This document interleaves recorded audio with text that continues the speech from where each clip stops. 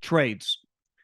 We talked a lot yesterday about why certain guys can be had for not much. And obviously, the high end guys, you get several teams involved, the price goes way up. It's just basic economics, right? When you have multiple people bidding, the price is just going to go up. When no one's bidding, that's when you can get a quote unquote discount, right? Hell, the house I'm in right now is I liked it a lot. I had to put several $100,000 into it, but I got it pretty cheap relative to what it was originally listed for, my negotiating power. I was not bidding against other people.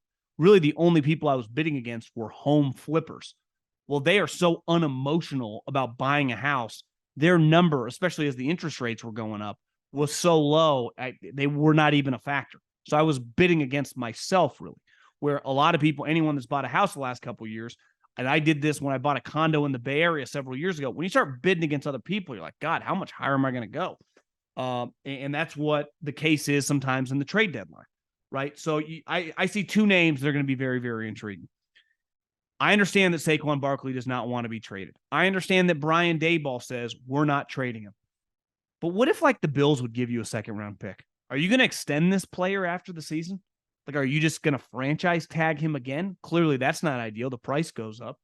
Is this a situation where you kind of take something right now and move on when your team is terrible? You play the Jets this weekend. You're 2-5. You lose that game. And again, I'm not saying the Giants have actually been really feisty the last 2 weeks. They have looked a lot more competitive with Tyrod Taylor. Daniel Jones wasn't cleared to practice today, so I think it's fair to assume Tyrod's going to play again. Would you trade Saquon Barkley? Because I would for the right price. If I could somehow get a team a little desperate to give me a 2 or to give me a 3 and a 2 the following year or some sort of package, why not? You are going nowhere and nowhere fast. This is not a player under contract. This is a player that you're going to have to either pay more next year on a 1-year deal or sign to a long-term extension, which clearly this offseason showed you are not inclined to do. I think it has to be on the table. Now, it takes 2 to tango. You need someone to offer you. I wouldn't just give them away for a 4th or 5th round pick. But to me, if you could get a 2nd round pick from some of these teams that are, on the playoff fringe, like if the Baltimore Ravens were to call you, if the Buffalo Bills, now obviously that 2nd round pick is not pick 36.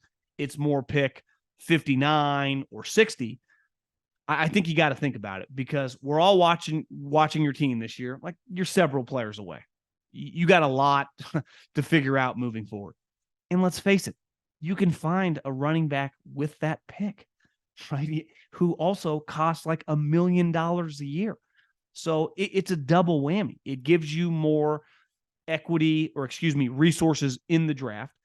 And it kind of gives you the ability to get a cheaper running back who probably could do 80% of what Saquon does for 1/10 of the price.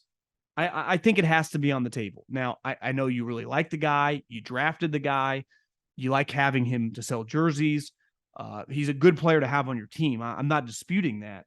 But this is also a business. And I think you need to make big picture moves.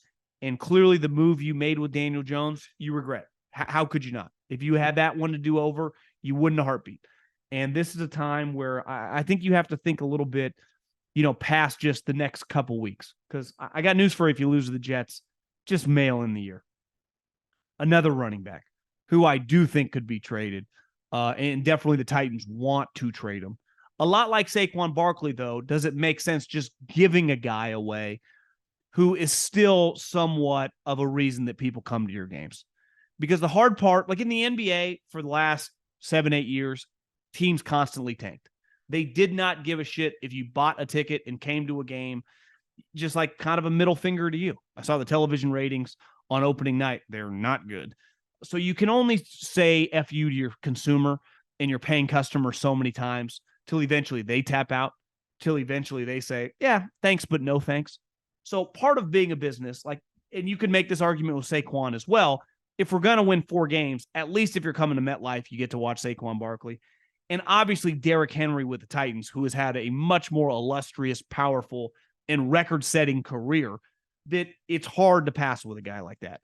But after you trade your team captain a couple days ago for basically a bag of peanuts, I do think if you could get I don't know, like a 4th and 5th round pick for Derrick Henry at this point. He's not going to be on your team next year.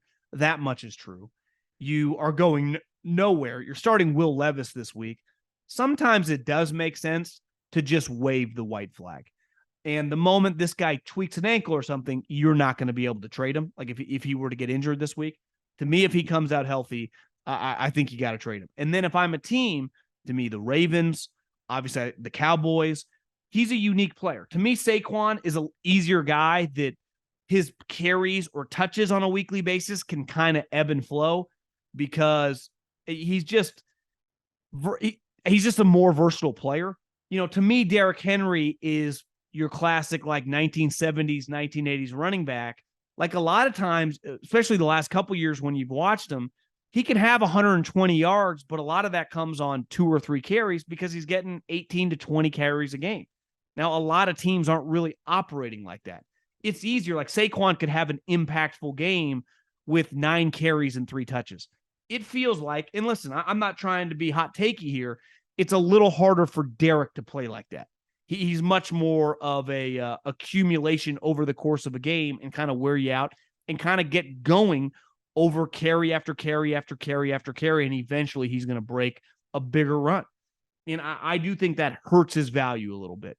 And he's never been known. It's not because he can't, catch the ball, but I don't think he's viewed as like a great pass catching back. This isn't Christian McCaffrey or Alvin Kamara. So you're basically trading for him to be your starting running back. And for him to be an effective starting running back, you got to give him X amount of carries. And that's something I would imagine a lot of teams are talking about. You technically, this contract's over after this season. He'll be a free agent. You don't owe him any money. So you're basically just a 1-year rental. I do wonder if it would be very hard for the Titans to get a 3rd round pick. Now, they just proved that they traded one of their best players over the time with Derrick when they've gone to the playoffs several times for not much. So would they do the same thing to here and just try to gather and accumulate draft capital? I think that has to be on the table now that they have a new general manager. I just wonder if when he is traded in the next 4 or 5 days, probably come after Sunday, I would imagine, if people go, wait, you just got Derrick Henry for a conditional 4th? It's just kind of the way the league works in 2023.